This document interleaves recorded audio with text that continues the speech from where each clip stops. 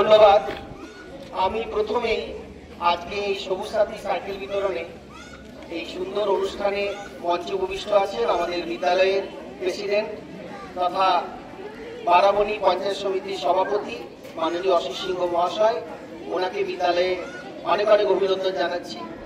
সেই সঙ্গে আমাদের উপস্থিত আছেন বিদ্যালয়ের সহপ্রধান শিক্ষক নন্দন স্যার, পরিচালন সমিতির সদস্যরা চান্দুদা, শিবাশিস, সুরজ এবং বিদ্যালয়ের শিক্ষক শিক্ষিকারা এবং বিএড ট্রেনিরা এবং আমাদের ছাত্রছাত্রীরা।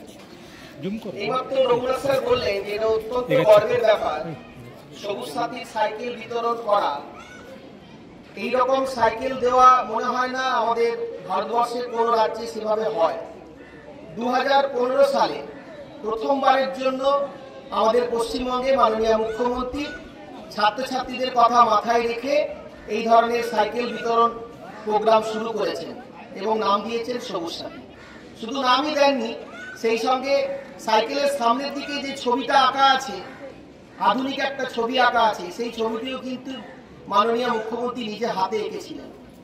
এই সবুজ সাথীর লক্ষ্যই হচ্ছে ছাত্রছাত্রীরা যারা দূর দূরান্ত থেকে বিদ্যালয়ে আসো তাদের যাতে সুবিধা হয়, কারণ অনেক দুর্গম স্থানে আমাদের ছাত্রছাত্রীরা থাকে পশ্চিমবঙ্গ জুড়ে, সেখানে বাস নেই, ট্রাম নেই, কোনো গাড়ি নেই, কিন্তু সাইকেলটা কিন্তু একটা সহায়। ফলে এই সাইকেলটির মাধ্যমে তারা বিদ্যালয়ে আসবে এবং উদ্দেশ্য হচ্ছে রেগুলার বিদ্যালয়ে আসতে হবে, নিয়মিত ক্লাস করতে হবে। তার আমার কথাকে দীর্ঘায়িত করব না, কারণ প্রচন্ড গরম। আমি আমাদের বিদ্যালয়ের প্রেসিডেন্ট মাননীয় অশিস সিংহ মহাশয়কে অনুরোধ করবো 2-4 কথা বলার জন্য। স্যার।